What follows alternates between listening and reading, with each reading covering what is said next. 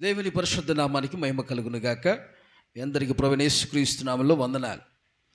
వాక్యాన్ని మనం ధ్యానం చేద్దాం. ఈరోజు నేను మీతో మాట్లాడేటువంటి సందేశ అంశం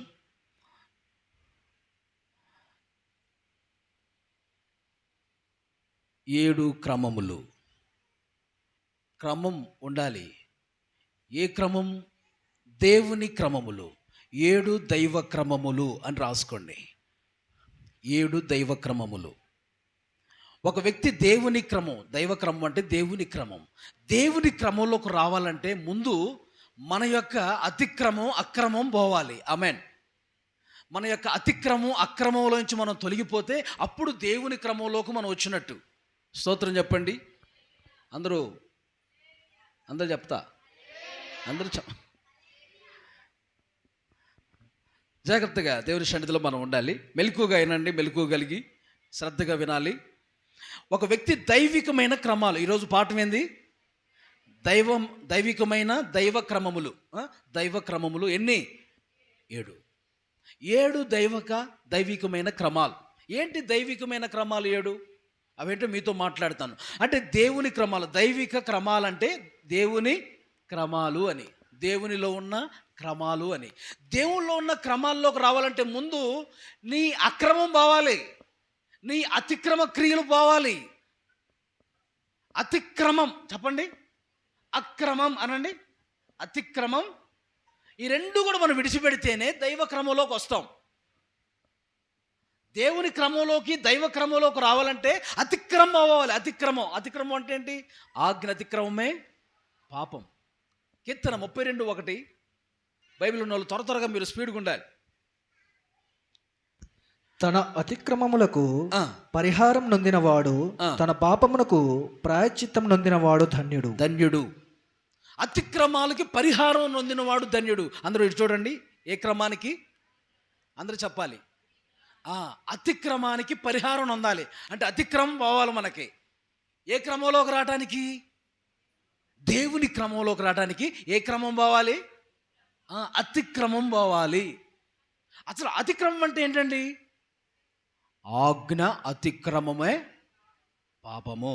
1 యోహాను పత్రిక 3:4. ఏదైనా వాక్యం ఏముంటుంది? వాక్యంతో కూడింది అయి ఉండాలి దేవుని యొక్క మాటలు. ఆ మాటలు రెఫరెన్స్ మీరు చక్కగా చూడాలి. 1 యోహాను పత్రిక 3:4. పాపము చేయు ప్రతివాడును ఆజ్ఞను అతిక్రమించును, ఆజ్ఞ అతిక్రమమే పాపము. అదిగో, ఆజ్ఞ అతిక్రమమే పాపం. అతిక్రమమే పాపము. అతిక్రమం పోవాలి మనకి క్రమంలోకి రావాలంటే. మీకు ఒక మంచి నేను ఇదంతా ఇంట్రడక్షన్ అనమాట. అసలు మెసేజ్లోకి ఇంకా వెళ్ళలేదు నేను. మీకు రిఫరెన్స్ ఇస్తాను. మత్తయి సువార్త 7:23 అక్రమం చేయు వారలారా నా యొద్ద నుండి తొలగిపోండి అంటాడు. అక్రమం కూడా పోవాలి మనకి. అంటే క్రమం లేని జీవితం అక్రమం అంటారు. అప్పుడు నేను మిమ్మల్ని ఎన్నడూ ఎరగను, అక్రమము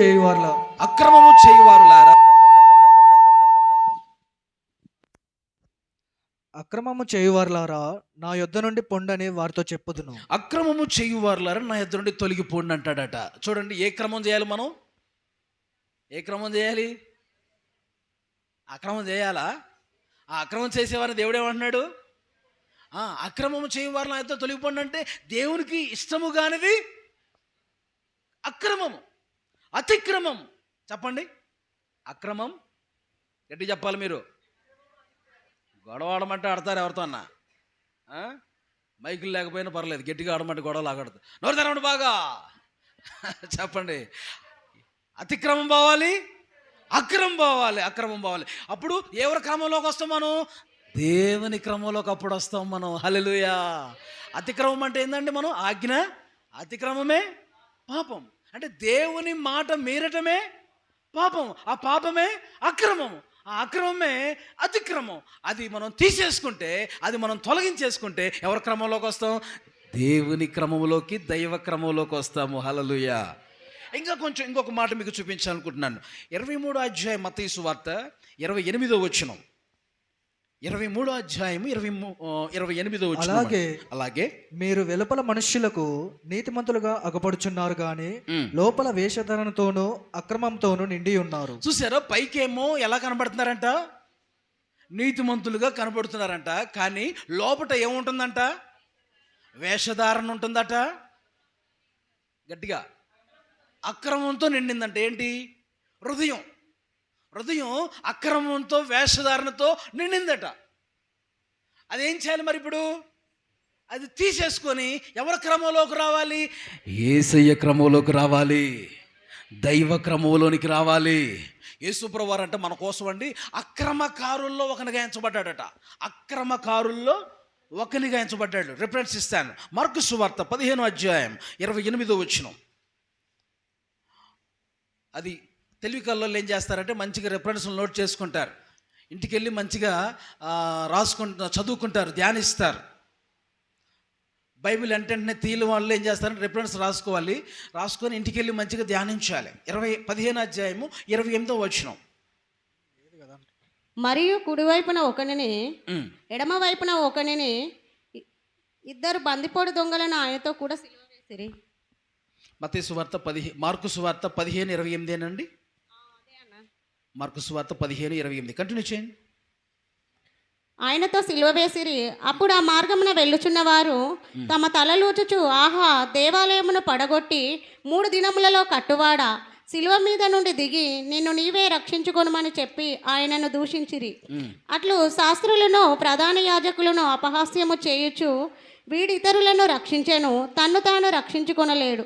ఇజ్రాయేలు రాజగు క్రీస్తు ఇప్పుడు సిలువ మీద నుండి దిగి రావచ్చును, అప్పుడు మనము చూచి నమ్ముదుమని. ఏమండి, మీరు చదివారు కదా 28వ వచనం చదివారు కదా.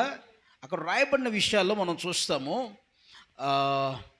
అక్కడ చిన్న చిన్న పుట్నోట్లో 27వ వచనం కూడా మీరు చూస్తే 27వ వచనం కూడా చదవండి ఒకసారి.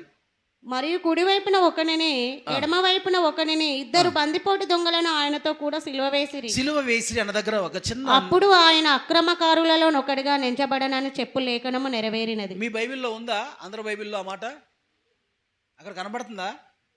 అక్కడ కనబడదు, కింద ఉంది, అడుగునుంది చూసారా? అక్క చదివారు కింద. అక్కడ పక్కన నెంబర్ 1 అని ఒకటేసి కింద బైబిల్కి మీరు అధ్యాయం అడుగు బాగాన ఏమిచ్చాడు? ప్రాచీన ప్రతులలో అప్పుడు ఆయన అక్రమకారులలో ఒకడుగా నెంచబడేనని. చూసారా? అక్రమకారుల్లో ఒకడిగా ఎంచబడ్డాడంట. అంటే ఆయన అక్రమ చేయువాడుగా మార్చబడ్డాడంట. మన కోసం ఆయన అక్రమకారుడుగా ఆయన మార్చబడ్డాడండి. మన కోసం అండి. మనం అక్రమములో అతిక్రమములో మనం ఉండకూడదని మన కోసం అక్రమకారుడుగా అతిక్రమకారుడుగా ఆయన మన కోసం మార్చబడ్డాడు. మనము దేవుని క్రమంలోకి రావాలని. ఆమేన్. మన కోసం ఆయన అక్రమకారుల్లో ఒకడుగా ఎంచబడ్డాడట, అతిక్రమకారుల్లో ఒకడుగా ఎంచబడ్డాడట, పాపులలో ఒకడుగా ఆయన ఎంచబడ్డాడట. మన కోసం ఆయన మన మీద ఉన్న ప్రేమ చేత. హల్లెలూయా. అదనమాట. కాబట్టి దైవికమైన క్రమాల్లోకి మనం రావడానికి ముందు మన యొక్క అతిక్రమం, మన యొక్క అక్రమాన్ని ఏం చేయాలి? మనం విడిచిపెట్టాలి, తీసేయాలి. ఆమేన్. అది ఇప్పుడు అసలైన పాయింట్లోకి మనం వస్తాం. నెంబర్ 1 రాసుకోండి. ఇప్పుడు మనం కలిగి ఉండవలసిన క్రమాలు.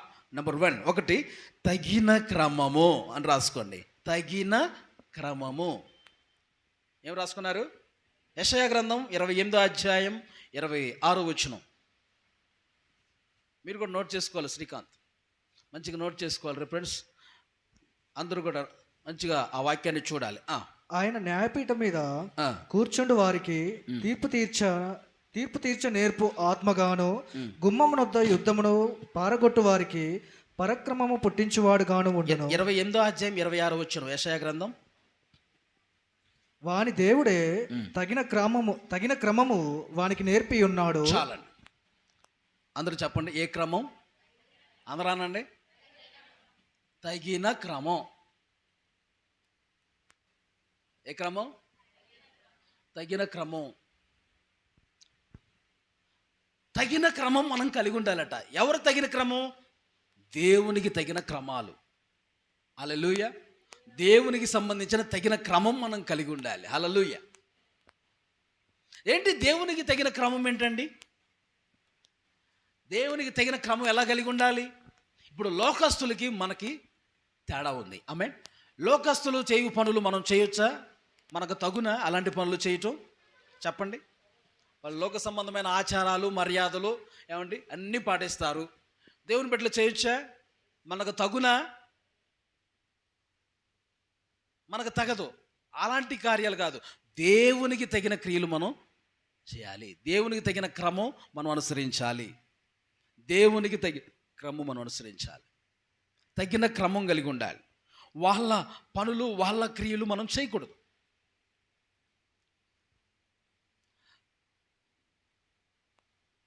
తగిన క్రమం కలిగి ఉండాలి. ఆమేన్. మీరు సమయానికి రావాలి అని అంటే, మీరు ఎప్పుడో లేటుగా వచ్చారనుకోండి, అప్పుడు అది ఆ క్రమం తగునా? చెప్పండి. ఉదయం 10 గంటల కంటే నేను వచ్చే టైంలో వచ్చారనుకోండి, నేను అక్కడ వాక్యం చెప్పి రెండోసారి ఇక్కడికి వచ్చే రెండో మెసేజ్ ఇవ్వడానికి వచ్చే టయానికి వచ్చారనుకోండి, ఇది మీకు తగునా? అది తగిన క్రమమేనా? No no no no.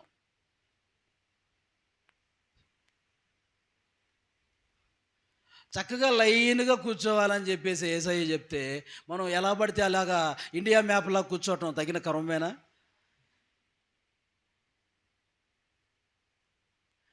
వచ్చేటప్పుడు బైబిల్ తెచ్చుకొని దేవుని సన్నిధికి రావాలి.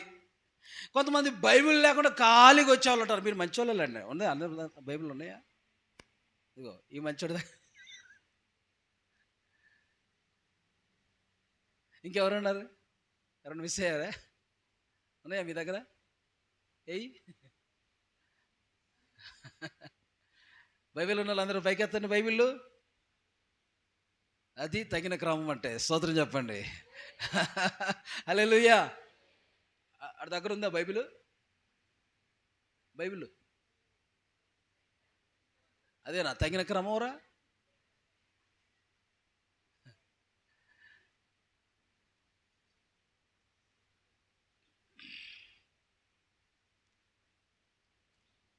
పాట పాడేటప్పుడు పాట పాడుతుంటే అందరూ పాట పాడుతుంటే నువ్వు ఫోన్ చూసుకుంటా చాటింగ్ చేసుకోవడం అది తగిన క్రమమేనా? కొంతమంది అండి చర్చిలోకి ఎందుకు వస్తారంటే లవ్ సెట్ చేసుకుంటారండి. ఇదేందండి? కొంతమంది చర్చికి వచ్చి చాటింగ్లు చేసుకుంటూ ఉంటారు. అది క్రమమా అండి? చెప్పండి. అలాంటి పిచ్చి పిచ్చి పనులు చేశారనుకో, దేవుడు తగిన పనిష్మెంట్ ఇస్తాడు. దేవుని శిక్ష మీ మీదకి వచ్చింది, జాగ్రత్త. ఆమేన్. మీరు అలాంటి వాళ్ళు లేరనుకుంటున్నాలే నేను. ఒకళ్ళు ఉంటే యేసునామములో మారు మనసు పొందుడు గాక. ఏం పొందాలి? బాప్తిజం పొందినా మారు మనసు పొందాల్సింది అలాంటి వాళ్ళు.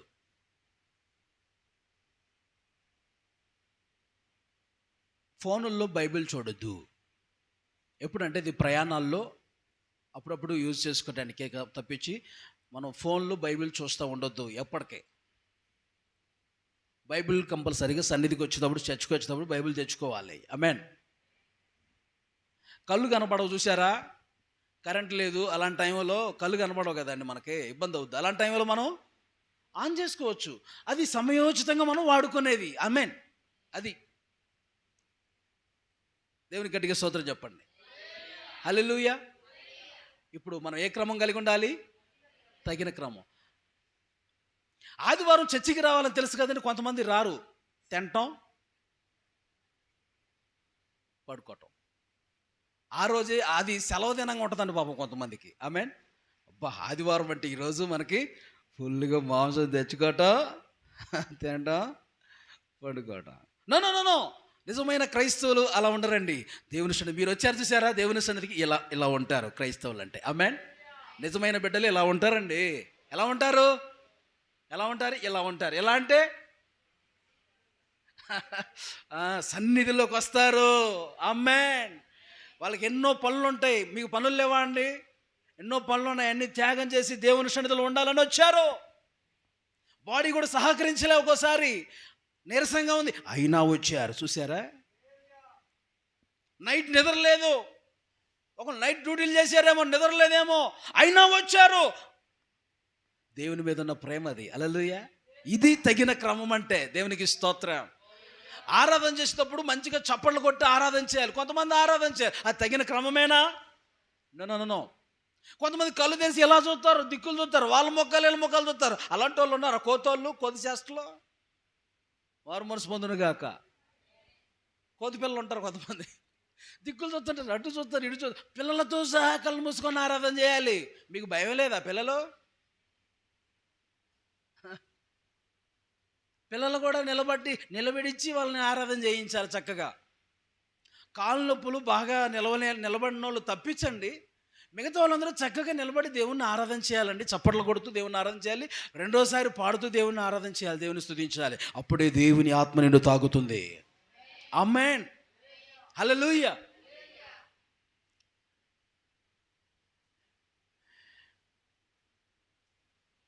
శుక్రవారం పరిశుద్ధాత్మ కూడిక, ఉదయం ఉపవాస ప్రార్థన అంటే ఎంతమంది వస్తున్నారు? పగలపూట కొంతమంది ఖాళీగా ఇళ్ళ దగ్గర కూడా ఉంటారు తప్పించి దేవుని సన్నిధిలోకి రాలేరండి. అంత సోమరతనం ఉండకూడదండి. దేవుడి కోసం ప్రయాసపడాలి. అనుకూలించిన వాళ్ళు, ఏ పని లేని వాళ్ళు ఖాళీగా ఉండే బదులు మందిరంలోకి వచ్చి ప్రార్థన చేయొచ్చు కదా. నువ్వు వ్యాపారానికి వెళ్ళా, ఉద్యోగానికి వెళ్ళా, నువ్వు ఖాళీగా ఉన్నావు, అదేదో సన్నిధిలోకి వచ్చి కొంతమంది కోసం విజ్ఞాపన ప్రార్థనలు చేయొచ్చు కదండి. నీ ప్రార్థన ద్వారా అనేక మంది బాగుపడతారు కదా. అంతేకాదు నీ సమస్యలు కూడా పోతాయి ప్రార్థన చేయటం బట్టి. ఆమెను అంటలా మీరు వచ్చి చేయాల్సి వచ్చిందనా? నీ బాధలు పోతాయనా? వచ్చి ప్రార్థన చేస్తేనండి మీకున్న సమస్యలు కూడా పోతాయండి. ఆమేన్. మీకు ఏ సమస్యలు ఉన్నాయో, ఏ బాధలు ఉన్నాయో నువ్వు ప్రార్థన చేస్తావు చూసారా, ఇతరుల కోసం ప్రార్థన చేస్తావు చూసారా, అప్పుడు నీ బాధలు కూడా నా ప్రభు తీసేస్తాడు. నీ పిల్లల బాధలు కూడా, సమస్యలు కూడా తీసి ఇతరుల కోసం నువ్వు చేస్తున్నప్పుడు నీ బాధలు కూడా పోతాయి. శుక్రవారం ఎన్ని ప్రార్థనలు చేసాం, ఎన్ని విషయాల కోసం చేసాం. అనేక విషయాల కోసం ప్రార్థన చేస్తున్నాం ఉపవాసం ఉండి. సాయంత్రం పరిశుద్ధాత్మ కూటం అంటే ఆత్మకూటానికి పాలు పొందాలి మనం. మా కోసం ఏర్పాటు చేసాము, మీకోసమా చెప్పండి? ఆత్మకూటం ఎవరికి? పాస్టర్ గారి కోసం కదా. మేము ఆత్మతో నింపబడటానికా? సంఘం అంతా ఆత్మతో నింపబడి దేవుని కొరకు సిద్ధపడాలని. మరి మీరు ఎందుకు కొంతమంది మిస్ అయ్యారు? అందుబాటులో ఉండి దయచేసి ప్లీజ్ ఇంకోసారి ఉండొద్దండి అలాగా. అనుకూలించిన వారు తప్పకుండా రండి. ఆమేన్. అనుకూలించిన వారు చెప్పాలి.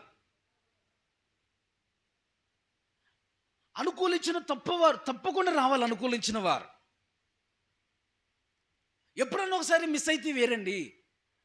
ప్రతి వారం మిస్ అయ్యారనుకో, ప్రతి శుక్రవారం ఆత్మకూటం మిస్ అయితే మీకోసమే కదా. మీరు ఉజ్జీవించబడాలని, బలపడాలని, సిద్ధపడాలని పెడుతున్నాం. నీ ఆసక్తిని చూసి ఇంకొకరు రావాలి. ఆమేన్ చెప్పండి. ఏం చెప్పాను? మీరు మానకుండా వస్తున్నారనుకో, కొంతమంది కనబడుతున్నారుగా, కొంతమంది మిస్ అవుతున్నారుగా ఆత్మకూటంలో, ఉపవాస ప్రార్థనలో అని చెప్పని కాదు. అలా ఆ రూట్లో నువ్వు ఆలోచన చేయకూడదు. నేను వస్తే నన్ను చూసి ఇంకొక కుటుంబం వచ్చిద్ది, ఇంకొక కుటుంబం వచ్చిద్ది, ఇంకొక కుటుంబం వచ్చిద్ది. అలా ఆసక్తి, ఇతరులు ఆసక్తి కలిగేలా మనం ఉండాలి. ఆమేన్. అలా సంఘానికి ఎలా ఉండాలి? మేలుకరంగా ఉండాలి. చెప్పండి అందరూ. ఉంటున్నారా మీరు? మేలుకరంగా ఉంటున్నారా అండి? హల్లెలూయా.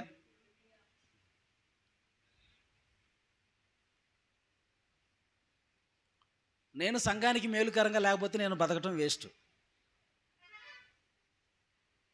ప్రయాసపడుతున్నాం, దేవుని సేవ కొరకు ప్రయాసపడుతున్నాం.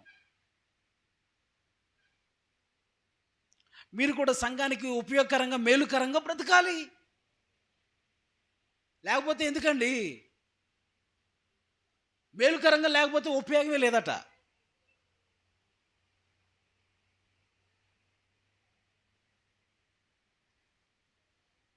ప్రియులారా, దేవుని బిడ్డలారా, మన బ్రతుకు దినముల్లో మనం ఆశీర్వాదకరంగా మనం ముందుముగాక.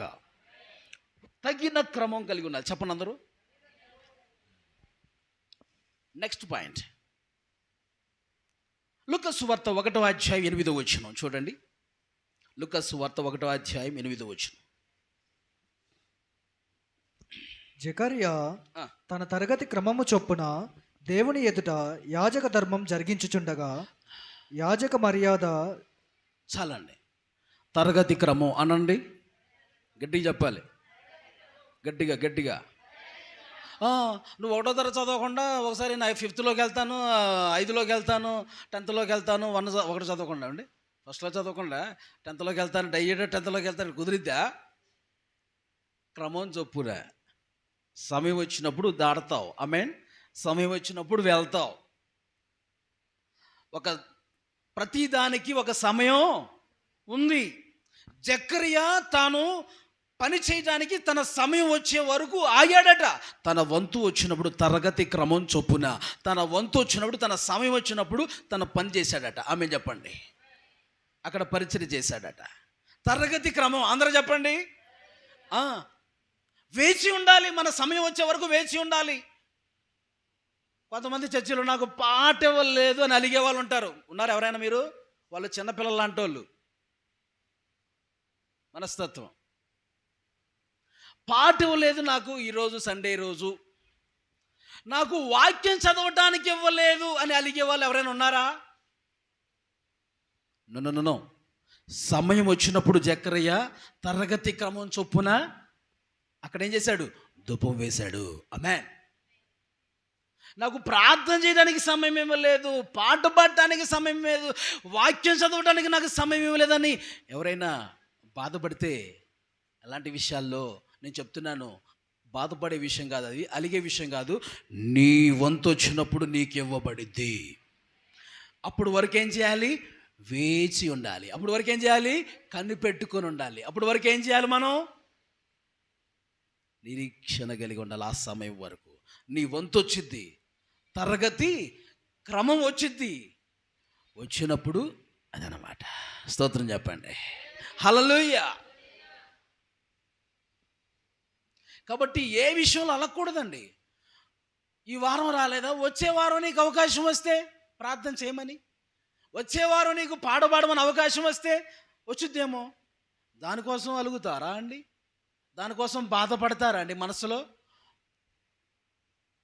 దైవికంగా మీరు ఎదిగిన వాళ్ళైతే అలా మీరు బాధపడరండి. నేను ఎవరికో చెబుతున్నాడు అయ్యగారు అన్న. ఇప్పుడు వాక్యం చెప్పేటప్పుడు ఎవరికో చెబుతున్నాడులే అని అనుకోవద్దు, మా అందరితో దేవుడు మాట్లాడుతున్నాడు అనుకోవాలి. అర్థమవుతుందా? ఏమనుకోవాలి?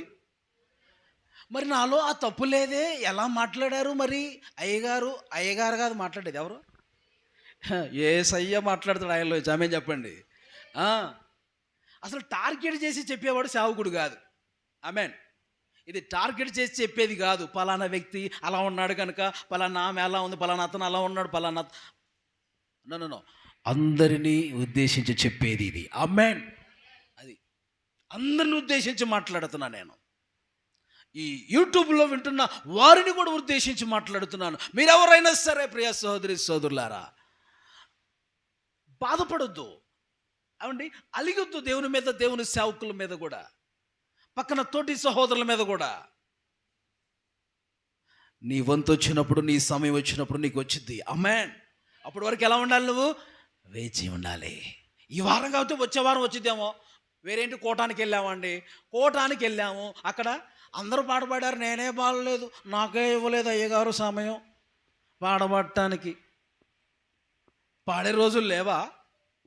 పాడబడే రోజులు నీకు రావా? నువ్వు ప్రార్థన చేసే రోజులు లేవా? చేయటానికి సమయం రాదా? దేనికంటే అలిగేది?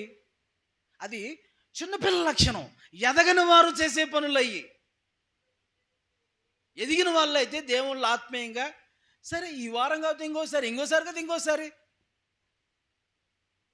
దేవుడు నీకు, దైవజనుడికి ఆలోచన ఇచ్చి ప్రార్థన చేయమ్మా అన్నప్పుడు ప్రార్థన చేయి. పాడమ్మా అన్నప్పుడు పాడపాడు. వాక్యం చదవండి వచ్చి అంటే వాక్యం చదువు. నేనుండగా వేరే వాళ్ళకి ఇచ్చారు పాడమని, నేనుండగా వేరే వాళ్ళకి వాక్యం చదవమని ఇచ్చారు. నో, అలాంటి ఆలోచనలు మనం మనస్సులోంచి ఏం చేయాలి? మనం డిలీట్ ఏమైనా ఉన్నాయంటే దేవునికి ఇష్టం కానీ అన్ని డిలీట్ చేసా, తీసిపడేయండి. ఆమేన్. హల్లెలూయా. తరగతి క్రమం, తన వంతు వచ్చినప్పుడు, సమయం వచ్చినప్పుడు జకర్యా ధూపం వేశాడు. ఆమేన్ చెప్పండి. తరగతి క్రమం అంటే వంతు వచ్చినప్పుడు, మన సమయం వచ్చినప్పుడు, అప్పుడు వరకు మనం ఎలా ఉండాలి? వేచి ఉండాలి. తరగతి క్రమం అనుభవంలో నడిపించబడాలి. నెంబర్ 3, మూడోది రాసుకోండి. గలతీ పత్రిక 5వ అధ్యాయం 25 వచనం అండి. గలతీ పత్రిక 5:25. ఇది చాలా శ్రేష్టమైన సందేశం. ఎక్కడ ఎప్పుడు చెప్పని సందేశం ఇది. ఆత్మదేవుడు కొత్తగా నూతనంగా ఇచ్చిన సందేశం. జాగ్రత్తగా వినండి. మనము ఆత్మను అనుసరించి జీవించు వారమైతిమా ఆత్మను అనుసరించి క్రమంగా నడుచుకుందామా. ఆమేన్. హల్లెలూయా. రాసుకోండి. ఏ క్రమం అని రాసుకుంటారు? ఆత్మక్రమం అని రాసుకోండి. ఆత్మను అనుసరించు క్రమం. ఆత్మను అనుసరించు క్రమం. అందరూ చెప్పండి, ఆత్మను అనుసరించు క్రమం. పరిశుద్ధాత్మ పొందుకున్న ప్రతి వారిని కూడా ఆత్మదేవుడు కంట్రోల్ చేసి నడిపిస్తాడు. రిమోట్ ఎవరి చేతిలో ఉంటుంది? పరిశుద్ధాత్మ చేతిలో ఉంటుంది. ఆన్ చేస్తే ముందుకెళ్తాం, ఆఫ్ చేస్తే అలా ఉండాలి మనం. ఆమె చెప్పండి. ఎస్కే బెర్కమనసాయి గారు ఒక పాట రాశారు. నన్ను క్రమపరచు పరిశుద్ధాత్మ, నన్ను కంట్రోల్ చేసి నడిపించును, ఇష్టం వల్లే తిరుగాను నేను, తన చిత్తము చేసి జీవించెదడు. ఇష్టం వల్లే తిరుగాను నేను, తన చిత్తము చేసి జీవించెదడు. క్రమపరచు పరిశుద్ధాత్మ, నన్ను కంట్రోల్ చేసి నడిపించును. ఏం చేస్తుందంట? క్రమపరిచే పరిశుద్ధాత్మ మళ్ళీ ఏం చేస్తుందండి? ఇటు చూడండి అందరూ చెప్పండి. కంట్రోల్ చేస్తూ నడిపించిందట. తర్వాత ఇష్టం వల్లే తిరుగను నేను, తన చిత్తము చేసి జీవించెదను. ఇష్టం వల్లే అంటే మనకి ఇష్టం వచ్చినట్టు మనం తిరగమట. ఎవరి చిత్తం చేస్తామండి? యేసయ్య చిత్తం చేస్తూ జీవిస్తామంట. ఎలాగా? దేవుని ఆత్మ కంట్రోల్లో ఉంటే, ఆయన నడిపింపులో, ఆయన క్రమంలో, ఆయన మనల్ని క్రమంలో పెడతాడు. ఆత్మదేవా నీ క్రమంలో నన్ను నడిపించవా, నీ ఆత్మకు అప్పగించుకుంటున్నానయ్యా అని ఆయనకు అప్పగించుకోవాలి. Praise the lord. శక్తిగల పరిశుద్ధాత్మ నాలోకి వచ్చినందున దుష్ట సాతానుని ఒక్క మాటతో పారద్రోలేదా. హల్లెలూయా. అదనమాట ఆ పాట రాసిన దైవచెల్లి ఆయన బెర్కమనసాయి గారు. అది పల్లవం అనమాట. ఇప్పుడు పాడింది పల్లవి. క్రమపరుచు పరిశుద్ధాత్మ మన కంట్రోల్ చేసి నడిపిస్తున్నాడు. కాబట్టి మనం ఏం చేయాలంటే ఆత్మను అనుసరించి జీవించినప్పుడు మనం క్రమముగా నడిపించబడతాము. ఆత్మను అనుసరించి మనం జీవించాలి. ఆత్మదేవునికి అప్పగించుకుంటే ఆయన క్రమంగా నిన్ను నడిపిస్తాడు. అప్పగించుకోకుండా నడిపించబడతామా చెప్పండి? అప్పగించుకుంటేనే ఆయన, ఇప్పుడు ఒకరికి నువ్వు అప్పగించుకుంటేనే వారు నిన్ను నడిపించగలుగుతారండి. నేను వచ్చి మీ చెయ్యి పట్టుకుంటే మీరేం చేస్తారు? నన్ను నడిపిస్తారు. మీరు వచ్చి నా చెయ్యి పట్టుకున్నారనుకో, నేను చెప్పినట్టు నడిపించబడతాను. కాబట్టి ఇప్పుడు మనం వెళ్ళి ఎవరు చెయ్యి పట్టుకోవాలి చెప్పండి? ఆయన నీ చేయి పట్టుకొని నడిపించాలా, నువ్వు ఆయన చేయి పట్టుకొని నడిపిస్తావా చెప్పండి ఒక మాట నాకు. మనం ఆయన చేయి పట్టుకుని వదిలేస్తాం మధ్యలోనే. ఆమె ఏం చేయాలి? ఆయనే మన చేయి పట్టుకుంటే ఎటు భావంగా గట్టిగా చప్పలు కొడుతూ దేవుణ్ణి మహిమపరచండి. హల్లెలూయా, హల్లెలూయా. ప్రభువా నేను నీ చేయి పట్టుకుంటే మధ్యలో ఏదైనా కనబడగానే వెంటనే వదిలేసి అటు వెళ్ళి అదంతా సొత్త అలా ఉండిపోతానేమో. కానీ ప్రభువా నేనే నీ చెయ్యి పట్టుకుంటానయ్యా. కాదు నువ్వే నా చెయ్యి పట్టుకయ్యా. అటు ఇటు పోకుండా నువ్వే నా చెయ్యి పట్టుకయ్యా. చిన్న కష్టం వచ్చినప్పుడు ఆగిపోకుండా నువ్వే నా చెయ్యి పట్టుకయ్యా. ఆమేన్. ఏదన్నా లోకంలో ఏదో ఆకర్షమైంది ఏదైనా కనబడగానే వెళ్ళిపోయి అటు దిక్కులు చూడకుండా నువ్వే నా చెయ్యి పట్టుకొని నడిపించయ్యా. లోకం కాదు, ఆకర్షించేద్ది. అది ఇది అన్నీ ఆకర్షించేస్తుంది. లోక ఆకర్షణలో మనం పడిపోకుండా ప్రభువా నువ్వే నా చెయ్యి పట్టుకయ్యా, పరిశుద్ధంగా నీతిగా నేను బ్రతికేలాగా. ఆమేన్. హల్లెలూయా. చాలామంది తొట్టిల్లుతున్నారు. చాలామంది యవన బిడ్డలు తొట్టిల్లుతున్నారు కదా లోకంలో చూస్తుంటే. పరిస్థితులు బాగుంటలేదు కనుక ప్రియ యవ్వన జనాంగమా, ప్రియ సంగమా, బిడ్డలారా మీరు గమనించండి, గ్రహించండి. దేవుని క్రమంలో, ఆత్మ క్రమంలో మనం నడిపించబడుతూ ఉండాలి. శరీరానికి ఎక్కడ మనం చోటు శరీర ఆశలకు ఎక్కడ చోటు ఇవ్వకండి. శరీరంలో పాపం వెళుతుంది. దీన్ని చంపేయాలి మనం. ఆత్మచేత శరీర కార్యాలని చంపేయాలి. యవనస్తులారా జాగ్రత్త. మీ వివాహ వయసు వచ్చే వరకు మీరు పరిశుద్ధతను జాగ్రత్త కాపాడుకుంటేనే మంచి వివాహాలు అవుతాయి. లేకపోతే మీకు వివాహాలు కూడా కావు. ఆమెనంటలా నిజమే. మరి దేవుడు ఎవరిని ప్రదానం చేసుకుంటాడంట? నీతిని బట్టి. మొన్న ఎంగేజ్మెంట్లో చెప్పాక, నీతిని బట్టి. నీతిగుంటేనే పెళ్ళి అయ్యేది ఎవరికైనా. నీతిగా ఎలా పడితే అలాగ తిరిగే వాళ్ళకి పిల్లల్ని ఇస్తారా అండి? అబ్బాయి నిన్ను చేసుకుంటాడా? యేసయ్య మనల్ని కూడా చేసుకోవాలంటే మనలో ఏం చూస్తాడు ఆయన? నీతి, పరిశుద్ధత, యథార్థత అన్నీ చూస్తాడు. చెడ్డ పేరు సంపాదించుకోవటం క్షణాలు పట్టదు. మంచి పేరు సంపాదించుకోవటం చాలా దినాలు పట్టదు. యవనస్తులారా జాగ్రత్త. మీరు వెళ్తున్న ప్రతి చోట జాగ్రత్త కలిగి, మెలకువ కలిగి ఉంటూ ఉండాలి. ఆమేన్. ప్రియులారా గమనించండి. ఆత్మదేవుని క్రమానికి అప్పగించుకొని ఈ శరీరాన్ని, శరీరాశయాలు మనం చంపాలి. ఎలాగా? ఈ శరీరంలో కోరికలు పనిచేస్తున్నాయే, వీటిని ఏం చేయాలంటే ఉపవాసాలు ఉండి దాన్ని అణిచివేయాలి. ఉపవాసం ఉండలేకపోతున్నారా? ఏదో ఒక పని పెట్టుకోవాలి. ఆమె చెప్పండి. ఏ పని లేకపోతే శరీరం మాటిందో. శరీరాన్ని కష్టపెట్టాలి ఏదో ఒక విధంగా. శరీర కార్యాలు చంపబడాలంటే ఆత్మచేత శరీర కార్యాలు చంపాలి. దేవుని ఆత్మ కలిగి ఉన్నావా? ఉపవాసాలు ఉండాలి. ఉపవాసాలు ఉంటూ తర్వాత ఈ లోకల్ అలానే ఇంట్లో కూడా ఏ పని లేకుండా ఊరికినే ఉండకూడదని. ఇంట్లో కూడా ఏ పని లేకుండా ఊరికినే ఉండకూడదు. వాళ్ళు దోషంలో పాపలు పడే అవకాశం ఉంది. దావీదు అదే కదా చేసింది. రాజులు యుద్ధానికి వెళ్ళే సమయంలో వెళ్ళకుండా ఏం చేశాడండి? ఇంట్లో పడుకొని ఉన్నాడంట. అందుకని ఏమొచ్చింది? దురాలోచనలు ఆయనకు వచ్చినాయి. కాబట్టి దురాలోచనలతో ఏ పని లేకుండా ఉండకూడదు. ఏదో పని పెట్టుకోవాలి. ప్రార్థన చేసుకోవటమో, వాక్యం చదువుకోవటమో. అర్థమవుతుందా? ఏం చేయటం? ప్రార్థన చేసుకోవటమో, వాక్యం చదువుకోవటమో, లేకపోతే ఉపవాసం ఉండటమో, ఏదో ఇంట్లో మరి ఏదన్నా సామాన్లు సర్దటమో, ఏదో ఒక పని పెట్టుకోవాలి. ఏమి లేకుండా ఉండకూడదు. సాతానికి, దుష్టుడికి మనం చోటు ఇచ్చినట్లయితే అనమాట. జాగ్రత్త సుమా. మీరు పరిశుద్ధతను కాపాడుకోవడానికి కొన్ని మెలకువలు మీకు చెప్తున్నా నేను. దేవునికి ఒకసారి స్తోత్రం చెప్పండి. కొన్ని చెప్పాను, ఇంకా చాలా ఉన్నాయి. ఓకే, నెక్స్ట్ పాయింట్ చూడండి. ముగించిపోతున్న చివరి మాటలు జాగ్రత్తగా ఆలకించండి. నెక్స్ట్ పాయింట్ ఆదికాండం 26వ అధ్యాయం 13వ వచనం. ఆదికాండం 26వ అధ్యాయం 13వ వచనం.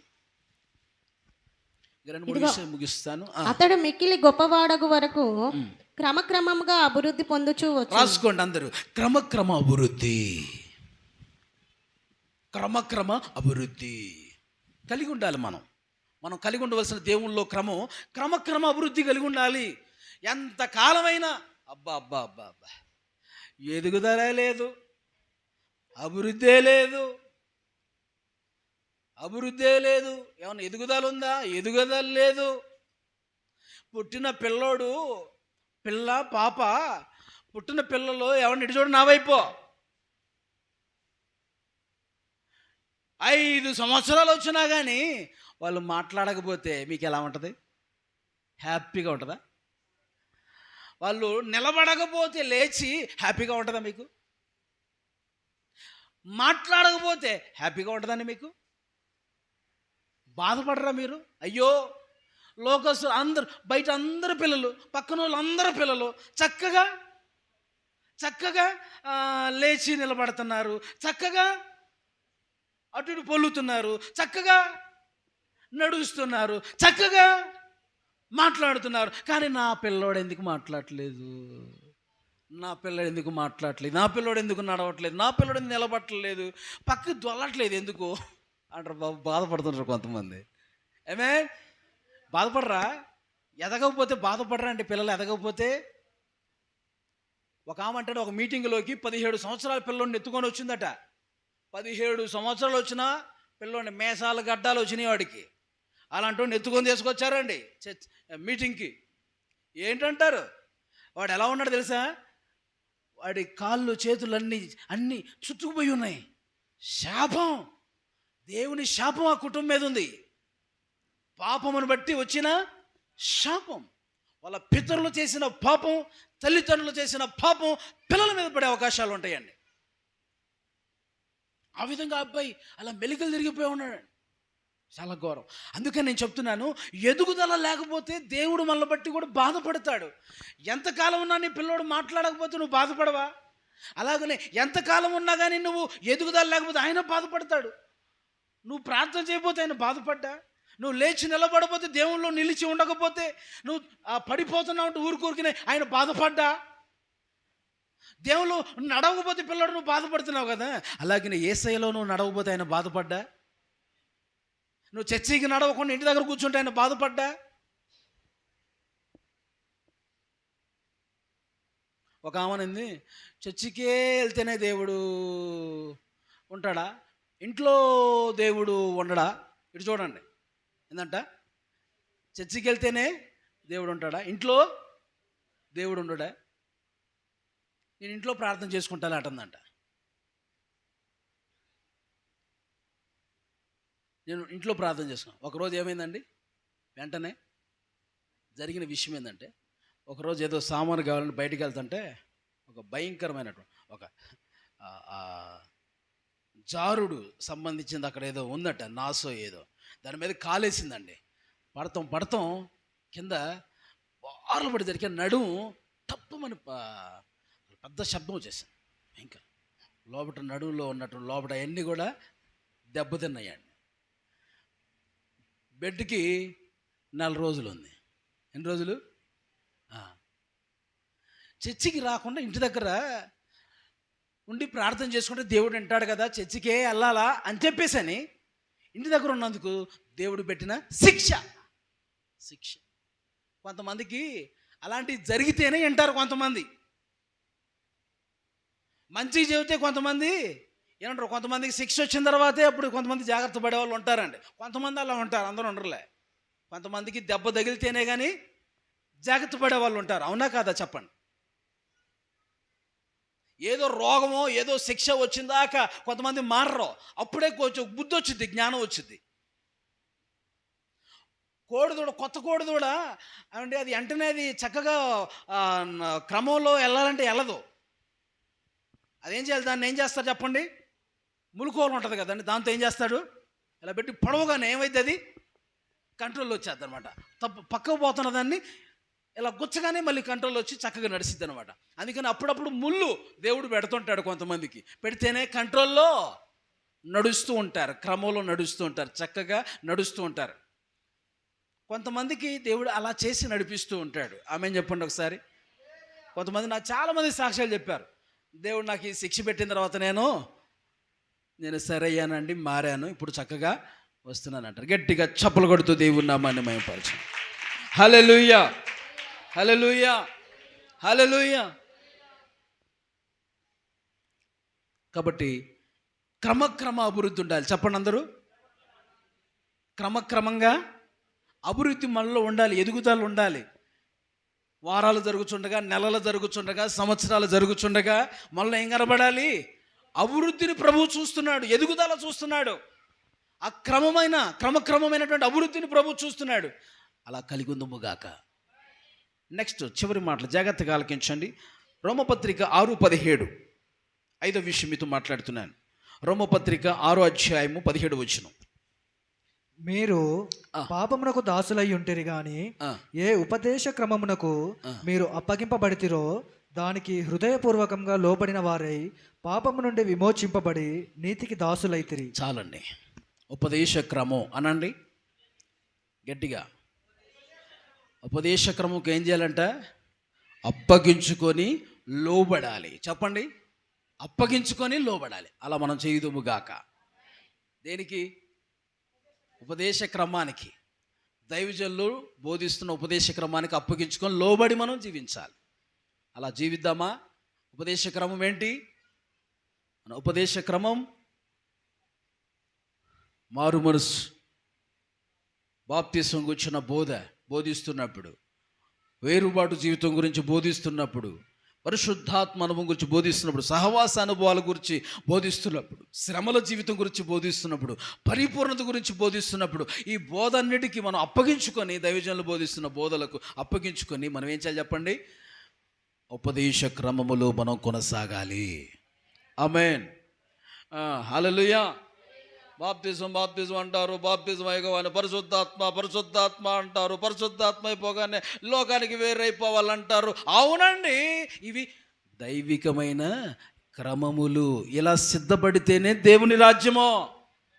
సెలవులో దొంగకి సమయం లేదు, మనకేమి ఇచ్చాడు? సమయం ఇచ్చాడు మనం సిద్ధపడమని. ఉపదేశ క్రమములో నడిపించబడదుము గాక. అప్పగించుకోవాలి. ఏం చేయాలి? అప్పగించుకోవాలి. అప్పగించుకొని చెప్తున్న మాటలకు లోబడి జీవించాలి. నెక్స్ట్ పాయింట్, 6వ విషయం, 1 కొరింథీ పత్రిక 14:40. కాబట్టి నా సహోదరులారా, ప్రవచించుట ఆసక్తితో ఆపేక్షించుడి, భాషలతో మాట్లాడుట ఆటంకపరచకుడి గాని సమస్తమును మర్యాదగాను క్రమముగాను జరగనీయుడి. సమస్త క్రమం అని రాసుకోండి.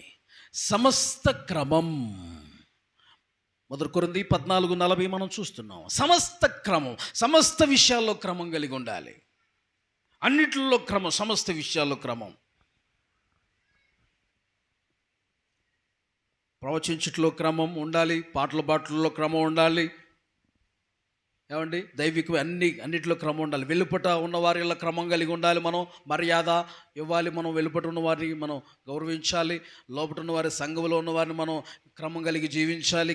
సంఘం ఎదుట, దేవుని ఎదుట మనం క్రమం కలిగి ఉండాలి. సేవకులు ఎదుట క్రమం కలిగి ఉండాలి. హల్లెలూయా.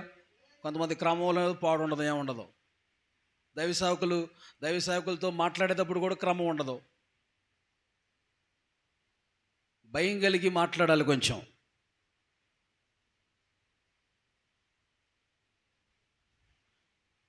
నువ్వే దైవజనుడు అయితే కిందకి దిగిరా అన్నాడు ఏలియాని.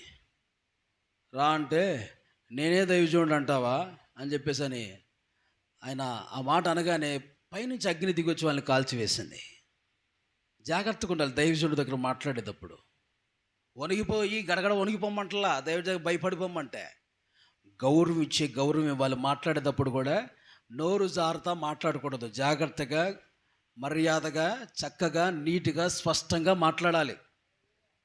ఎవరితో లోకస్తుడితో మాట్లాడినట్టు మాట్లాడకూడదు.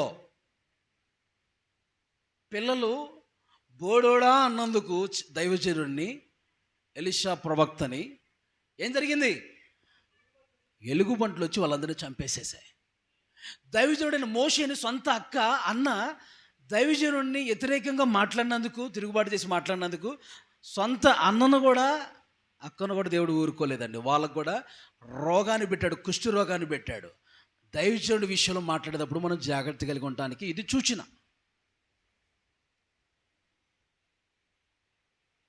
ఆమేన్. హల్లెలూయా.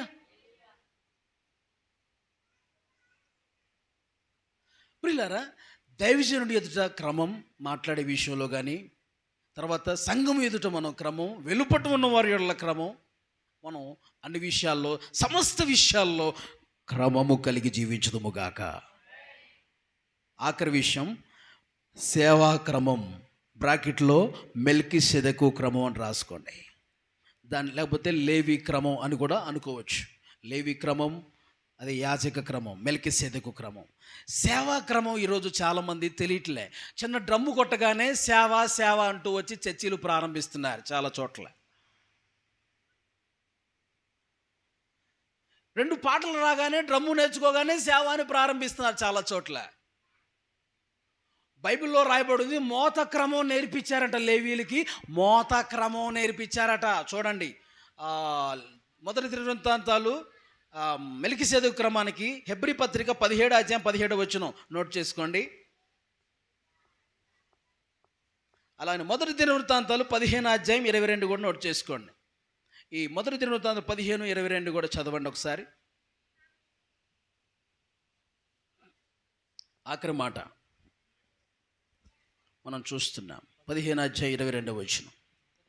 1 దినవృత్తాంతాలు 15:22. ఆయన ఎవరినైనాను వారికి హింస చేయనీయలేదు, వారి నిమిత్తం రాజులను గద్దించెను.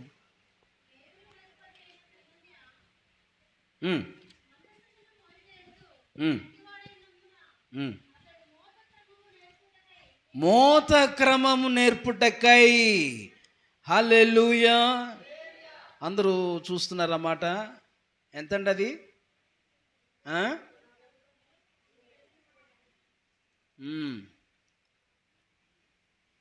15:22. 2 మొదటి దినవృత్తాంతాలు 15:22 చూస్తున్నాం. ఏందంట, ఏ క్రమం అంటండి? మందసమును మోయుటయందు గట్టి వాడై నందున అతడు మోత క్రమం నేర్పుటకై నియమింపబడెను. గట్టిగా చప్పట్లు కొడుతూ దేవుని స్తుతించండి. మోత మోసే క్రమం అనండి. ఆ రోజుల్లో ప్రత్యక్ష గుడారంలో సేవ చేసేటువంటి వాళ్ళందరూ కూడా కొన్ని క్రమాలు ఉన్నాయి. యాజక క్రమంలో కొన్ని పనులు ఉన్నాయి. లేవీలు ఏం చేయాలి, యాజకులు ఏం చేయాలి, ప్రధాన యాజకుడు ఏం చేయాలి అని చెప్పేసి వాళ్ళకు కొన్ని పనులు. మోత క్రమం అంటే దేవుని సన్నిధిలో పరిచర్య సేవా క్రమాలు తెలుసుకొని సేవ చేయాలి. ఈ రోజుల్లో చాలామంది అలా ఉండలేదు. సేవా క్రమం మనం తెలుసుకొని చేయాలి. మెల్కీసెదెకు క్రమం అంటే, మెల్కీసెదెకు అనగా నీతికి రాజు. హెబ్రీ పత్రిక 7:17 నోట్ చేసుకోండి. ఆయన నీతికి రాజు. 2 సమాధానానికి రాజు. సమాధాన పరిచర్య చేయువాడు, సమాధానంగా ఉండమని చెప్పువాడు, వంశావళి లేనివాడు, తల్లి తండ్రి లేనివాడు మెల్కీసెదెక్. ఆయనకు దశంభాగం తీసుకొచ్చి ఇచ్చాడు అబ్రహాం. హల్లెలూయా. అది తీసుకొచ్చి ఇచ్చాడు. కొంతమంది దేవుని సన్నిధికి తీసుకొచ్చి ఇస్తున్నారు. తీసుకొచ్చి మెల్కీసెదెకు యాజకుడికి ఇవ్వాలి. మొట్టమొదటిగా అలా మెల్కీసెదెకు ఇచ్చిన వాళ్ళు ఎవరండి? అబ్రహాం. దశమ భాగం తీసుకొచ్చి ఇచ్చాడంట. దేవుని సన్నిధిలోకి తీసుకొచ్చి ఇవ్వాలి. సేవకులు వచ్చినప్పుడు, నీ ఇంటికి వచ్చినప్పుడు ఇవ్వాలి. ఒకవేళ ఇంటికి రాకపోతే సన్నిధిలోకి తీసుకొచ్చి ఇవ్వాలి. అది క్రమం. మెల్కీసెదెకు వంశావళి లేనివాడు, తల్లి తండ్రి లేనివాడు. స్తోత్రం చెప్పండి. అంతేకాదు, ఆయన ఆది అంతమై ఉన్నాడు. చెప్పండి. ఆది అంతము లేనివాడు అని రాయబడి ఉంది. ఎవరంట? ఆది అంతం లేనివాడు అంటే చివరి వరకు సేవ చేసేవాడు ఆయన. ఆమె చెప్పండి. ఆయనే పరిశుద్ధాత్మ దేవుడు మెల్కీసెదెక్. అంతేకాదు, ఎందుకు మరి మెల్కీసెదెకు యేసు పరిశుద్ధాత్మకు పోల్చారేందండి? అవును, కుమారుణ్ణి పోలున్నాడట మెల్కీసెదెక్ పరిశుద్ధాత్ముడు. ఆమె చెప్పండి. కింద వచ్చినాలు మీరు దేవుని కుమారుణ్ణి పోలి ఉన్నాడు అని ఉంటుంది. మీరు చదువుకోండి ఆ అధ్యాయం. దేవుని కుమారుణ్ణి పోలి ఉన్నాడు. యేసు ప్రభువారికి కూడా మెల్కీసెదెక్ యాజకత్వం చేసి ఉన్నాడు. తండ్రి, కుమార, పరిశుద్ధాత్మ త్రియేక దేవుడుగా ఆయన ఉంటూ ఉన్నారు. హల్లెలూయా. పరిశుద్ధాత్మ కుమారుని వలే ఉన్నాడు. కుమారుడు ఎలా ఉన్నాడు? తండ్రి వలే ఉన్నాడు. స్తోత్రం చెప్పండి. అంతేనా? పరిశుద్ధాత్ముడు ఎలా ఉన్నాడు? కుమారుడిలాగా ఉన్నాడు. కుమారుడు ఎలా ఉన్నాడు? తండ్రిలాగా ఉన్నాడు. హల్లెలూయా. కాబట్టి ఈయన ఎలా ఉన్నాడట? ఈ మెల్కీసెదెక్ కుమారుణ్ణి పోలి ఉన్నాడంటే ఈయన ఎవరు? పరిశుద్ధాత్మ దేవునికి సాదృశ్యం. ఆమేన్. సందేశం ముగించబడింది.